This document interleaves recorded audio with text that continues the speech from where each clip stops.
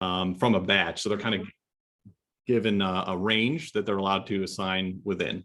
So again, the number is going to kind of jump all over if you're just looking at CVE by CVE. But it's a good thing they solved the 10K problem in 2006. 2017 they knew they were going to be over 10,000, but almost at 15,000 that year, coming just shy, about 300 shy.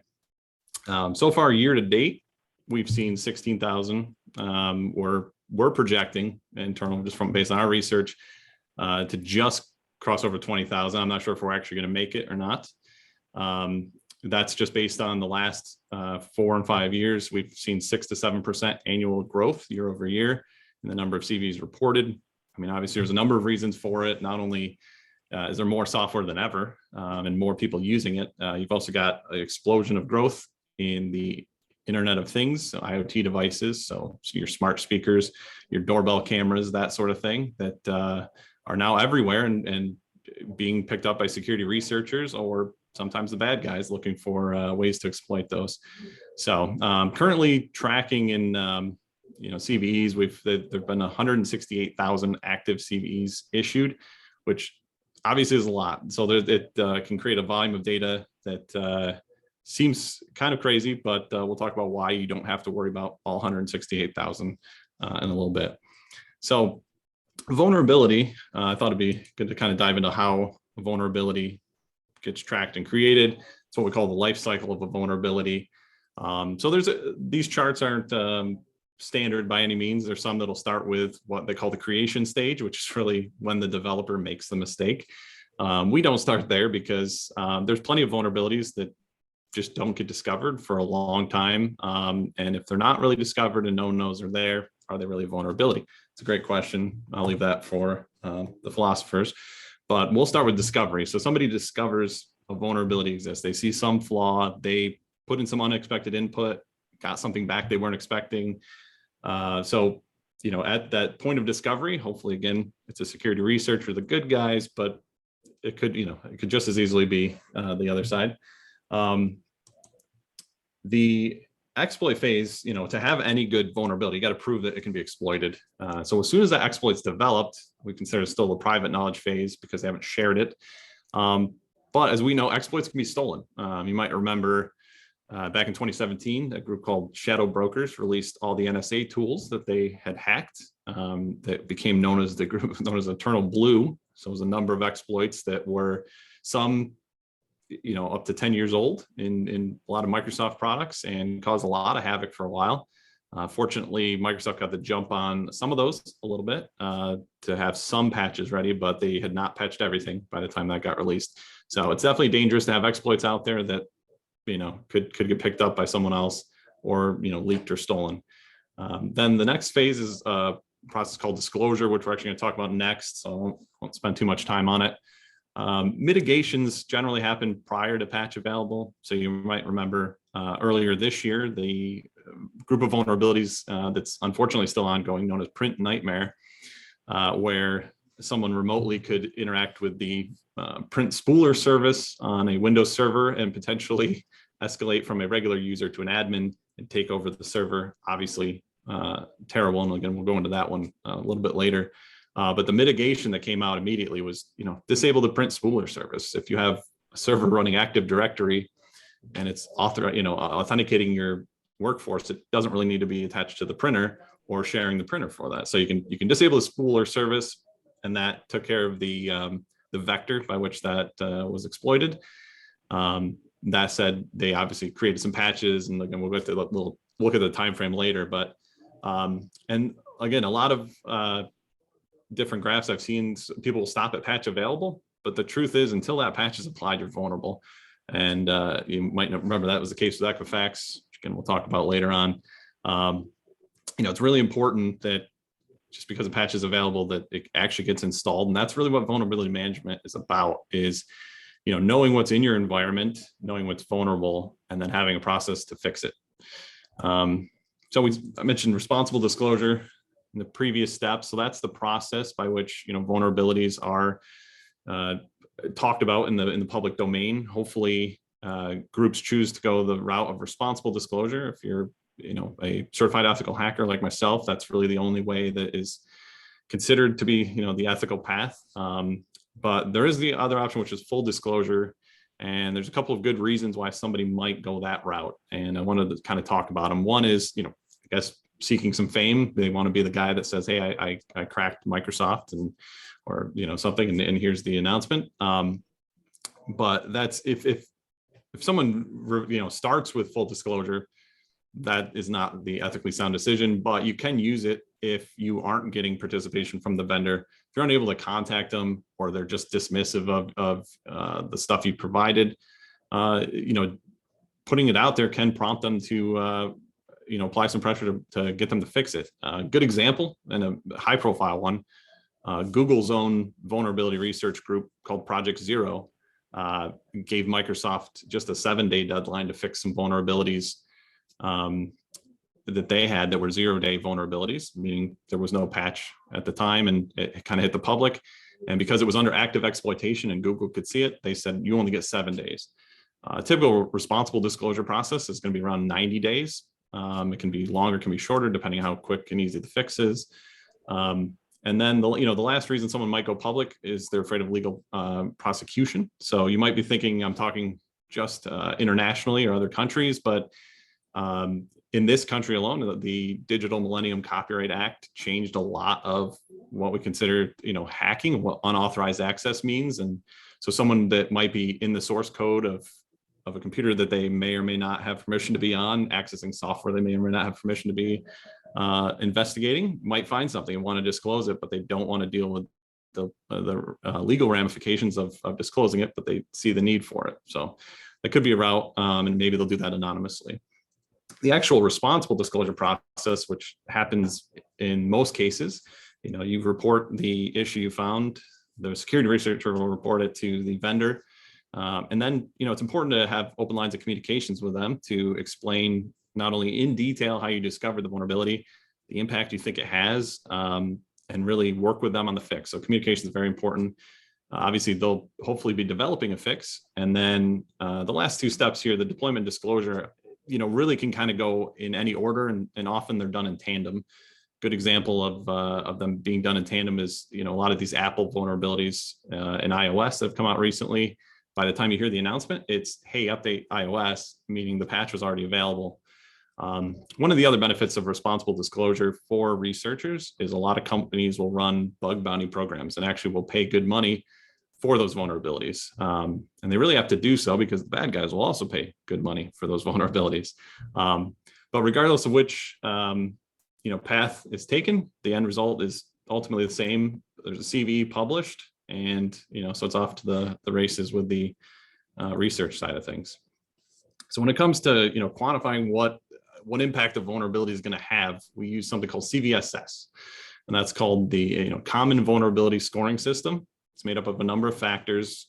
This in front of you is version 3.1, which I believe it was 2019. So it's going to take into account a number of different things. So starting on the left here, the attack vector.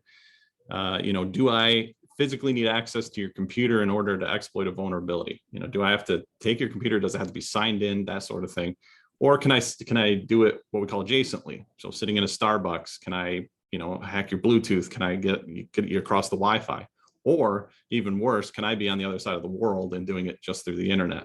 So the further away the attacker is able to be, both physically and logically, from the target, the higher that score is going to be. That'll impact the overall base score. The attack complexity, does it require anything that's outside of the attacker's control? So is it only during a maintenance period that happens at 3 p.m. on Wednesdays? Does he have to wait for that? Is it, the conjunction of 2 or 3 other components in a system interacting that cause the vulnerable situation? Obviously, the score is going to be greater when the attack can be performed at will. User interaction, do you have to send an email and get someone to click on a link, do a little phishing? Can you pop up a window that we're so trained to just hit ignore on?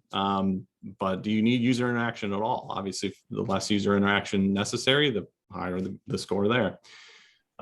Privilege is required, right? Do you need a user account to exploit the vulnerability? Or do you need an admin user account? And if you don't have one, can you get one? Is that part of the vulnerability? So, privileges required. Again, the less access rights you need, the higher the base score. And then on the right side, scope will impact kind of the remaining factors. So is the impact of this vulnerability limited to just the vulnerable piece of software, or does exploiting it now give you access to the rest of the system, other pieces of software, the whole network? So scope is where you kind of figure out if this is an isolated incident or if this is, kind of, DEFCON 1, I believe, because I think it works in reverse. So yeah, base score increases for scope when systems beyond that component are impacted. And then the next three you might know is the CIA triad. It's talked about a lot in security: confidentiality, integrity, availability. So they kind of fit under scope. So if scope is limited to just a vulnerable piece of software, then you're doing the CIA triad really just for that piece of software. Otherwise, you have to do it for the whole system or whatever's impacted. So confidentiality, obviously, can we access business critical information, or is the source code itself accessible once the vulnerability is exploited? Integrity, can you alter information on that system? If you were to attack a vulnerable database, can you change database information that's in there? Maybe you can't extract it, but maybe you can drop a table or make alterations and change everyone's password. And then the last, availability, is while the vulnerability is being exploited or while a system is vulnerable, does it affect or disrupt regular users of that resource? So it could be that while I'm exploiting the database, it's unavailable to others, or it's really slow. So the greater impact and more disruption, the higher the score there. And so I didn't break these up arbitrarily. The ones on the left are known as your exploit metrics, and the ones on the right are known as the impact metrics. And together, the scoring, which again can be shorthanded to the thing on the top right, you don't have to, we're not asking you the equations, but overall, those two scores are calculated, combined, and it becomes what we know as the base metrics score. So then you're onto severity rating. And so once you have your base metrics calculated, you can actually kind of stop. That itself will produce a score on a scale of 0 to 10. 10 or anything over a 9 being a critical vulnerability. You have highs, mediums, lows below that. And that works. Again, it's kind of a cut and dry. It's either there is or isn't. But then in the dashed area there, I have what they consider to be optional, but very important, really: temporal metrics and environmental metrics. And really, if you aren't using a tool that takes those into account, you're probably using the wrong tool. And really, to get into those, kind of explain what some of those mean. Like temporal, with the E in there, stands for exploit code maturity. Is the exploit for this vulnerability publicly available? Is it part of Metasploit? Is it something I can just go online, download, and run in 2 minutes? Obviously, the more accessible that exploit is, the more mature it is and kind of robust, like it works in every scenario, the worse the vulnerability should be. So that would, again, enhance or change the base score, probably raising it. The second one, RL, is remediation level. Like, how hard is this to remediate the vulnerability? Also, what stage is it at? Is it just that mitigation and workaround, or do we have an official patch that can be rolled with our patch management software? And then RC stands for report confidence. So it's really, how certain are we that the vulnerability is not only found correctly by the scanner, but that can we verify that it's on that host? So those metrics, obviously very important. And then environmental really comes down to the organization that you're tailoring your vulnerability management program to. Again, CRIRAR should sound familiar. It's the CIA triad again, but based on the organization you're building a VM program for, do they deal specifically in critical or private data? Is it health information? Is it PII? Is it credit card data for PCI DSS? You're obviously gonna have different requirements, and again, you can alter the scores. A pretty standard one is to take everything kind of ratcheted up a notch if you're in healthcare. So highs become criticals, mediums becomes high. But there's also, PCI DSS kind of takes that into account a little bit. I'm sure the guidance has been updated since I've last looked at it, but I know if you did a vulnerability scan as part of PCI DSS, and you have anything a 4.0 or higher, it was an automatic failure on externally facing systems. So again, there's scope and everything to take into account there. But they kind of, do their own escalation, knowing that a lot of people aren't manual, and no one's calculating these manually. But if you find a good vulnerability management tool, they'll often do this for you. They're looking at, monitoring exploits, both in publicly available databases as well as kind of on the dark web.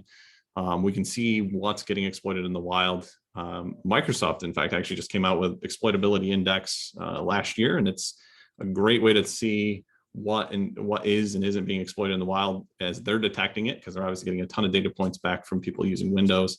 So there's a number of places to get that information, but again, getting a good tool that just does it for you is a great way to to interact with this.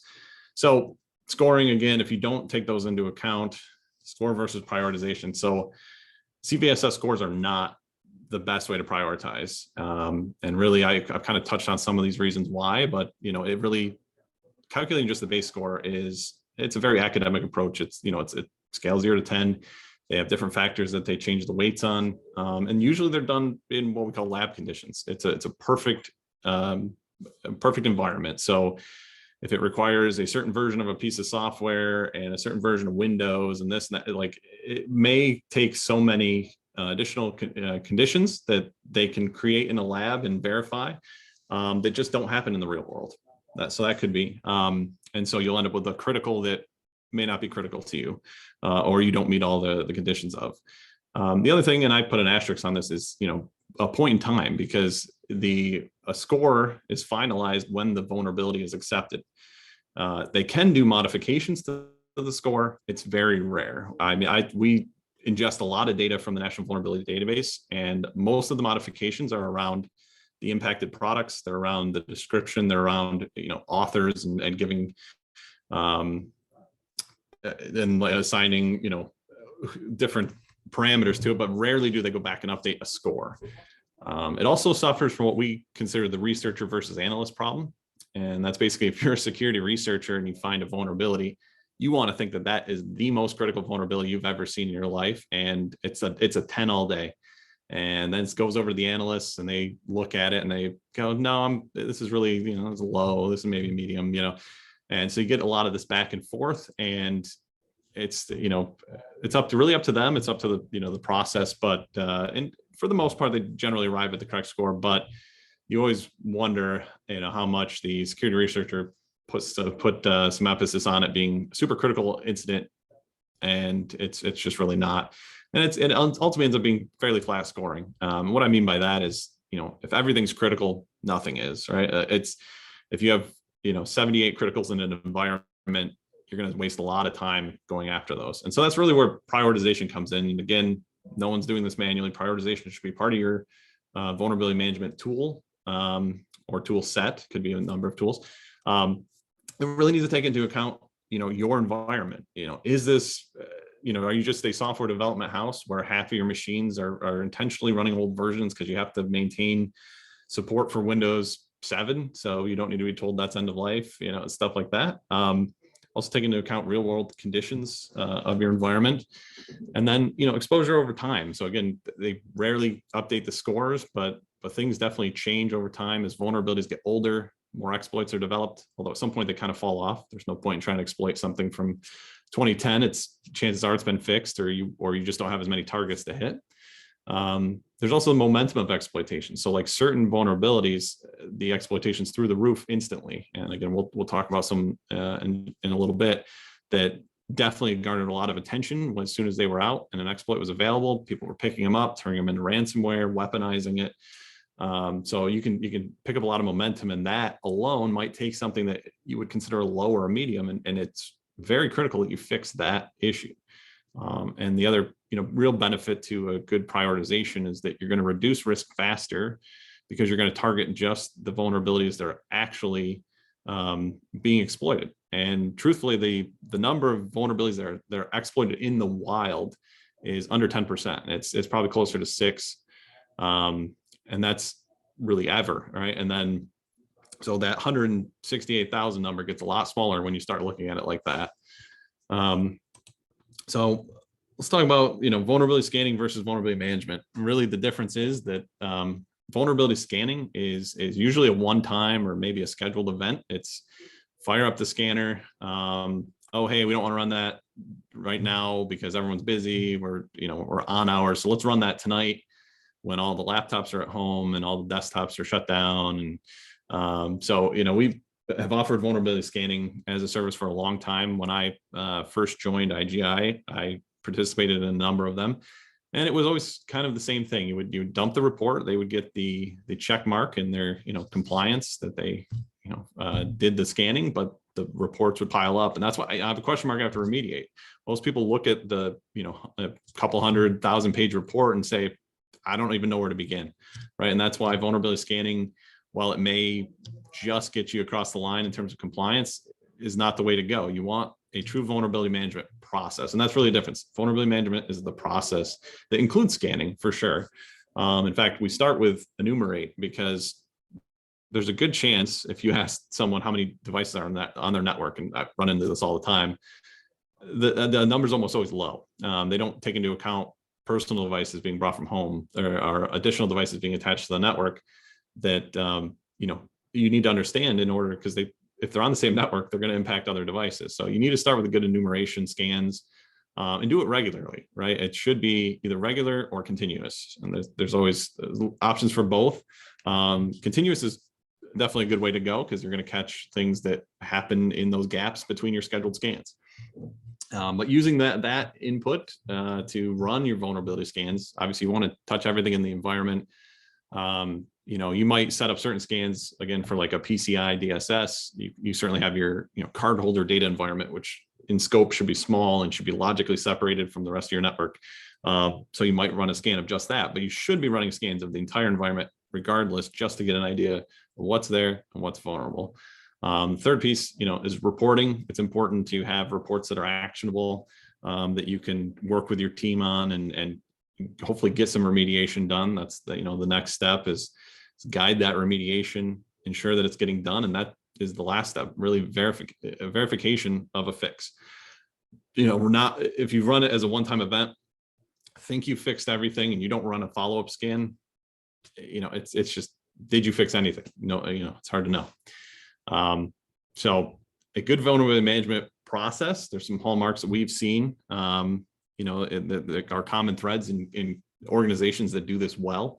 So I decided to write down some. I decided to try and use as many A words as I could, and turns out I had 6 that fit pretty well.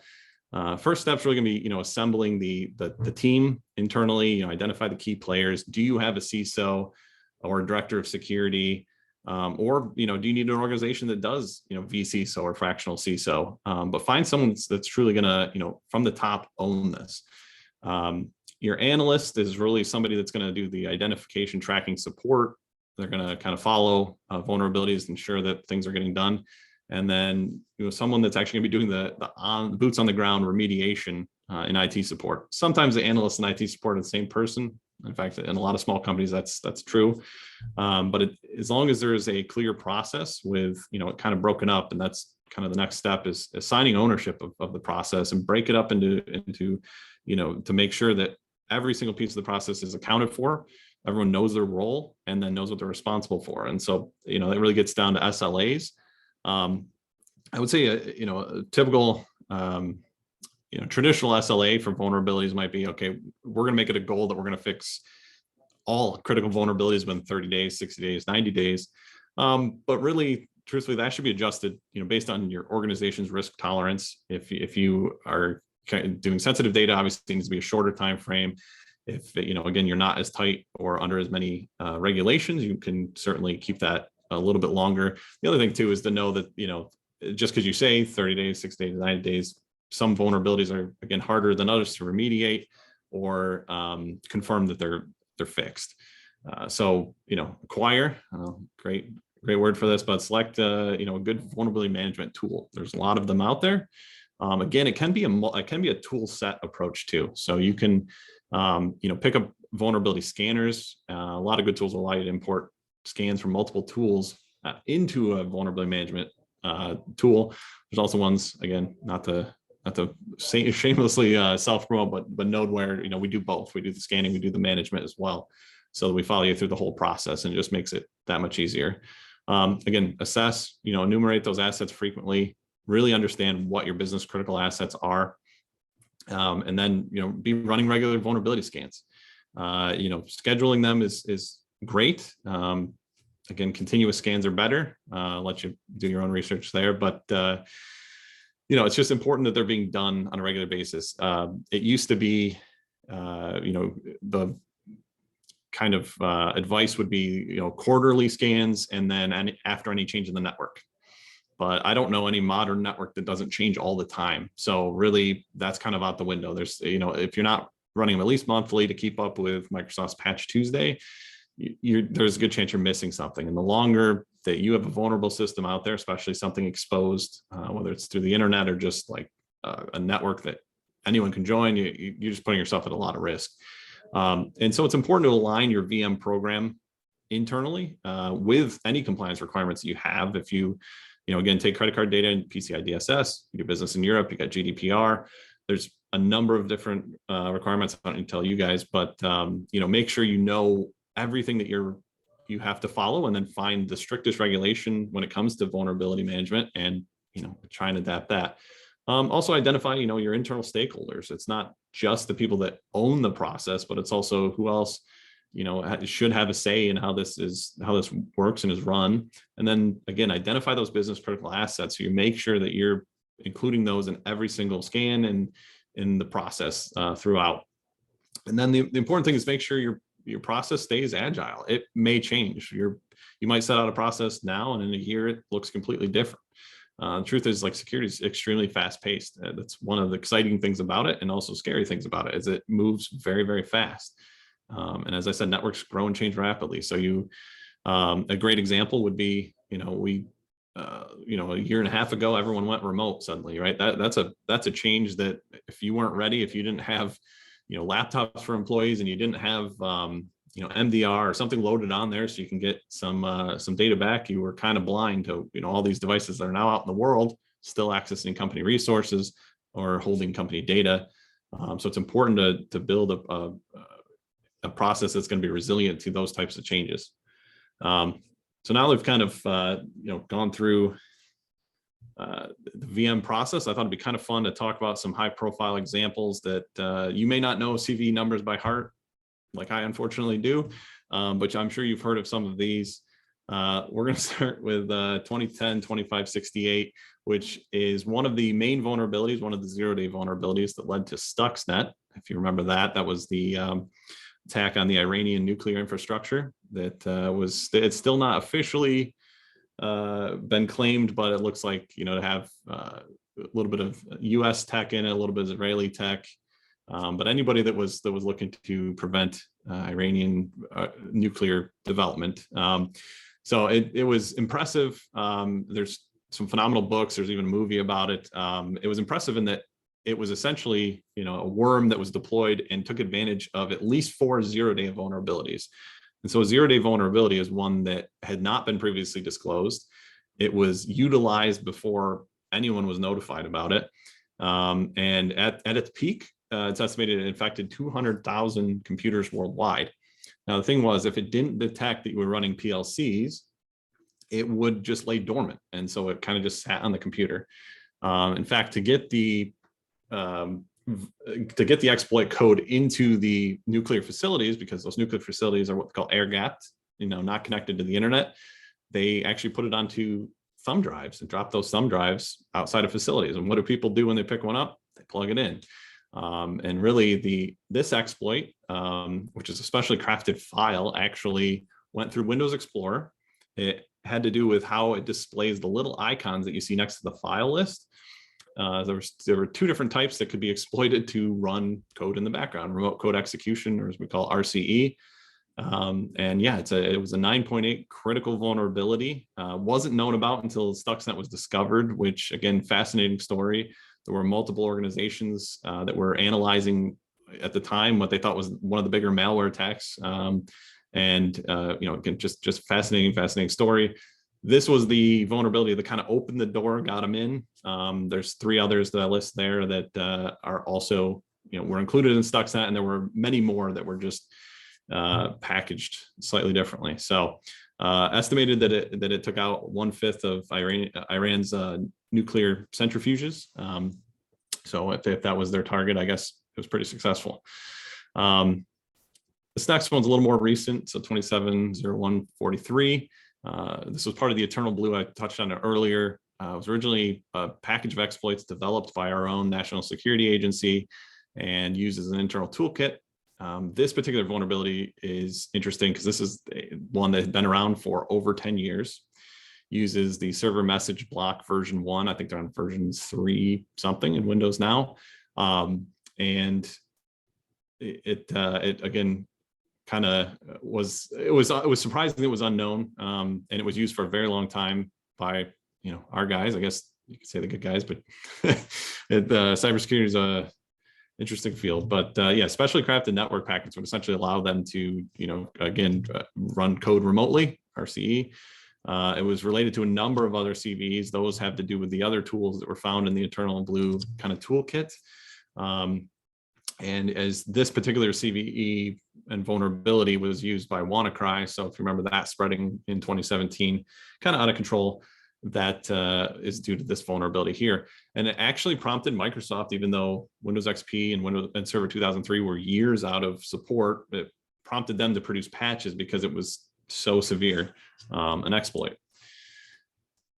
So this one, 275638, is an Apache Struts vulnerability. It's most famous for being the cause of the Equifax breach. So if you wanted a good example of a vulnerability that had a patch available, was left unpatched, and resulted in serious harm to an organization, 147 million people were impacted by the Equifax breach, myself included. And as you can see, I have a bit of the timeline here. There was a patch available in March. They think that the initial breach occurred in May, so that was exploits were kind of available. People were scanning for exploitable services that attach to the internet. They were in there from sometime in mid-May and not discovered until the end of July. And then they obviously spent some time, got some forensic investigators, got the FBI involved, but finally disclosed it publicly on September 8th. So that's just proof. And that honestly is one of the shorter windows we see frequently in terms of active exploitation. It can go undetected for a lot longer than that. So while this is a great high profile example, it's certainly, unfortunately, not an isolated incident. But yeah, this CV is a 10.0 critical, the highest rating that they can give it. And it's because it's so easy to do. It takes advantage of some of the HTTP protocol, specifically the fact that they were running a lot of Java applications that needed to interact with the web. And so it needed a parser to go in between. It's a product called Jakarta. And Apache Struts is a framework that lets you put these up as web services. And so they had some older Java programs obviously been developed for internal and external use that needed to interface with their newer web. So they introduced Struts and then failed to update it. So definitely staying on top of your updates is important. And again, just because like the longer patch is available and the higher profile of vulnerability becomes, the more likely someone is to just stumble across your vulnerable system or software. Last one I want to touch on, because this was unfortunately still ongoing from earlier this year. I thought a good recent example would be good. Print Nightmare, and unfortunately, like I said, still going on. But this was the kind of lead or major vulnerability that came out of it. It affects the Windows print spooler service, as I kind of touched on earlier. Again, remote code execution, that's almost always a guarantee for a high or critical. Anytime someone can run code on your machine, whether or not you know about it, obviously clearly a bad situation. So the other thing that was part of this was also elevation of privileges.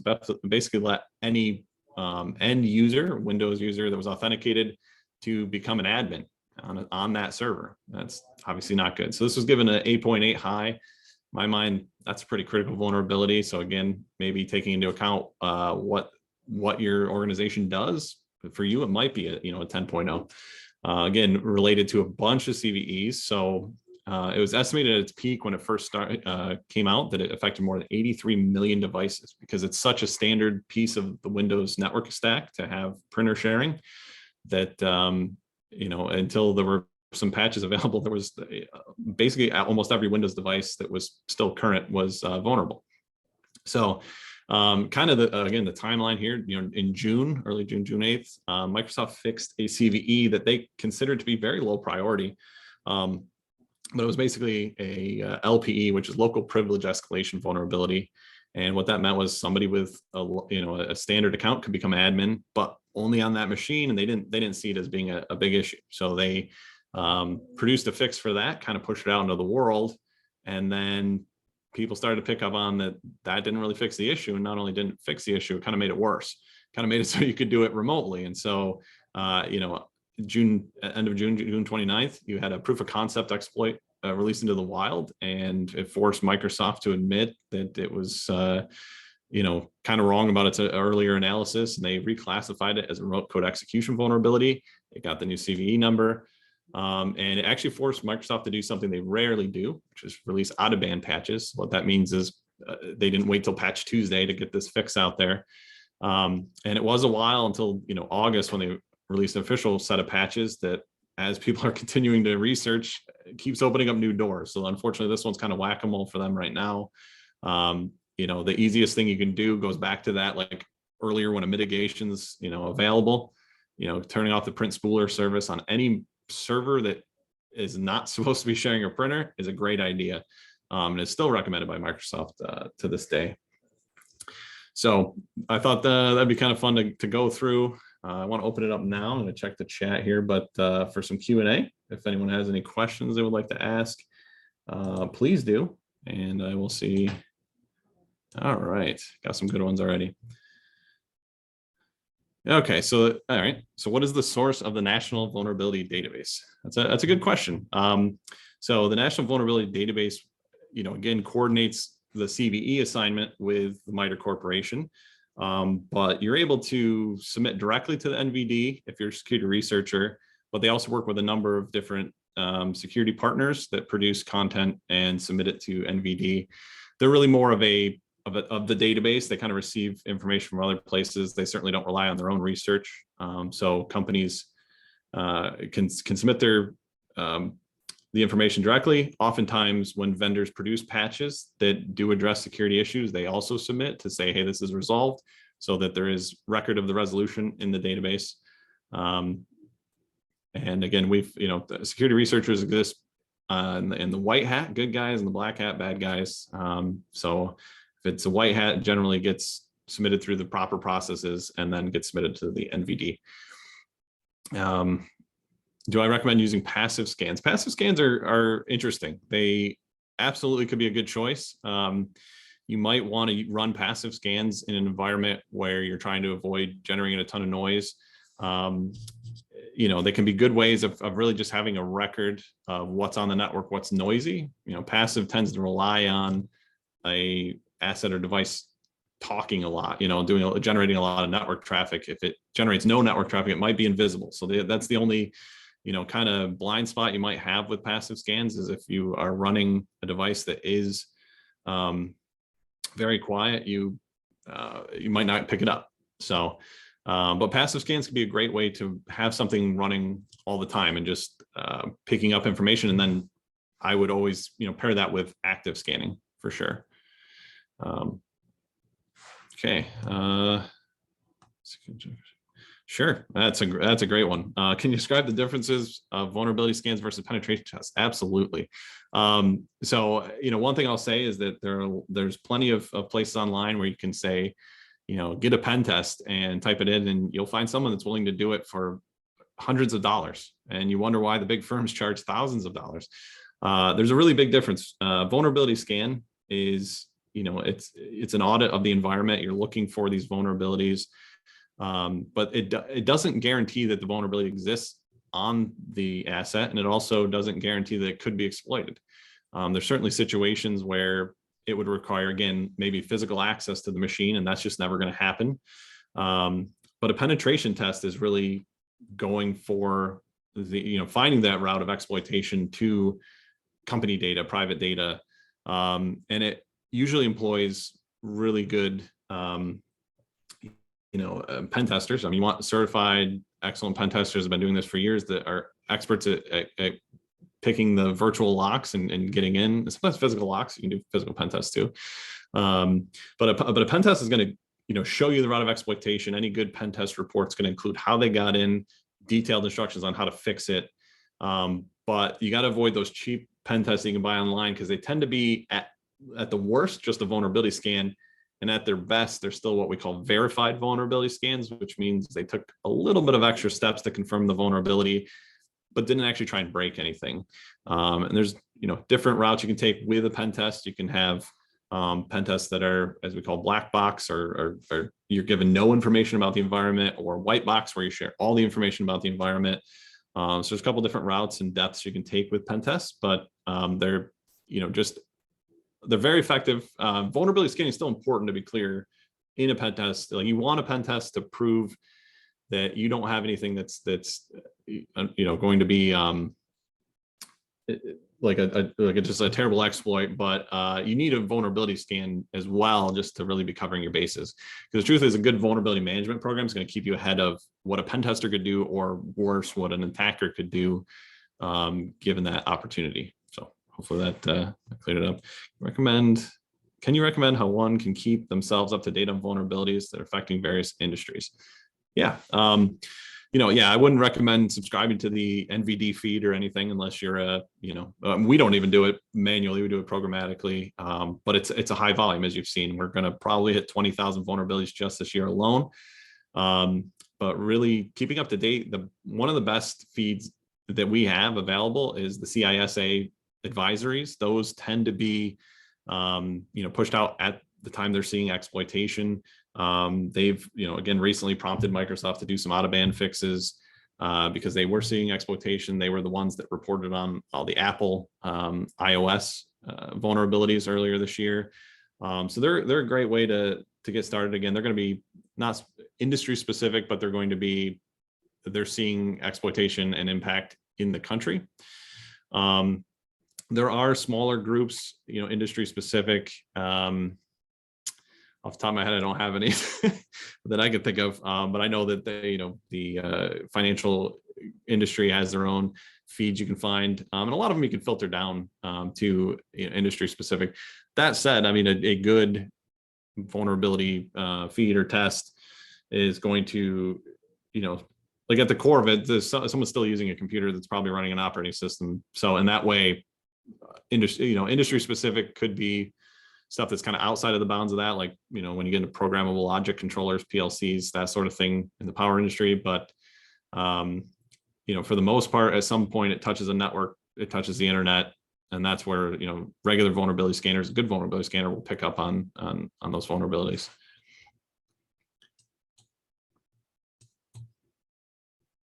All right, I don't see any additional questions, but if anyone thinks of any, please feel free to reach out to myself or Jim. We'd be happy to get you to the perfect. We'd like to thank you for joining us today. I've definitely had a lot of fun kind of talking through this. I unfortunately spend way too much time in this world, but I appreciate you guys joining us and listening in. So thank you. Last minute question. Can you discuss the state of ransomware events? Sure. Ransomware, while related to vulnerabilities, unfortunately kind of exists to the side. And the reason I say that is you can certainly have vulnerabilities lead to ransomware events. So like WannaCry, Petya, not Petya, the ones in 2017 that were, really from that Eternal Blue toolkit.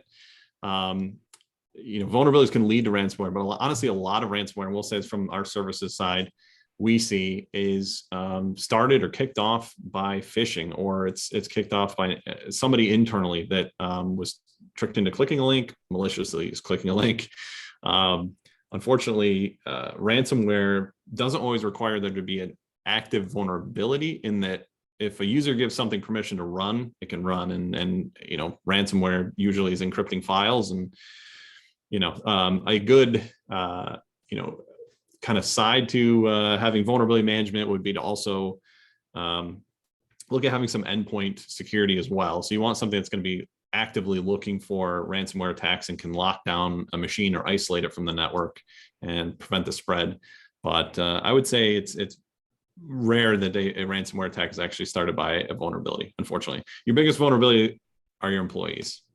I hate to say it, but that's where security awareness training comes in, and that's out of my league. So, but all right, that we're getting close here. But thanks everyone again for joining.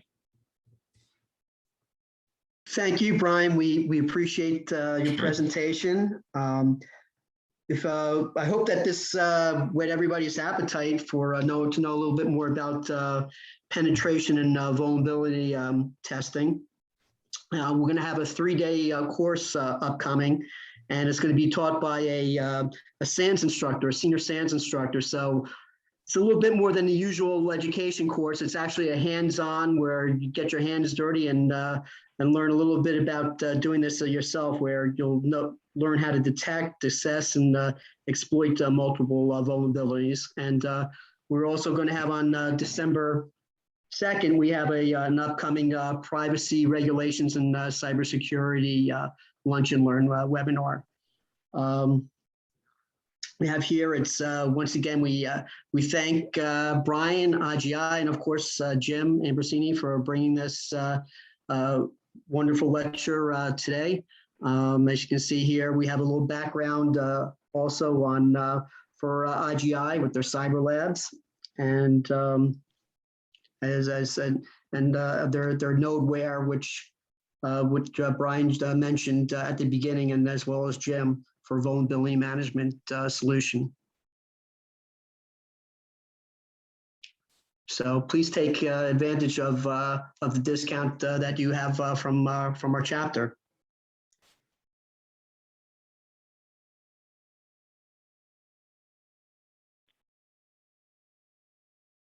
Okay, so just to let everyone know, if you are dialing in after 12:30, you will not receive the 1 credit of CPEs, since it's only a 1-hour presentation. If you see my share, then the share is to inform you that the IGI Cyber Labs, where the ISACA New York chapter is having a partnership with them, and you can get a $1 a month per device. So if you want more information, please email us at the following email address, john.brivafella@igicyberlabs.com. And we are having another presentation for Lunch and Learn, which is on December 2nd.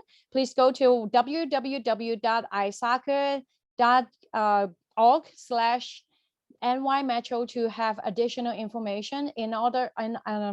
Additionally, if you would like the presentation for today, please write us an email, and we also will send out an evaluation forms for today's presentation. Lance, do you have anything else? That's it, but the website is www.isacany.org.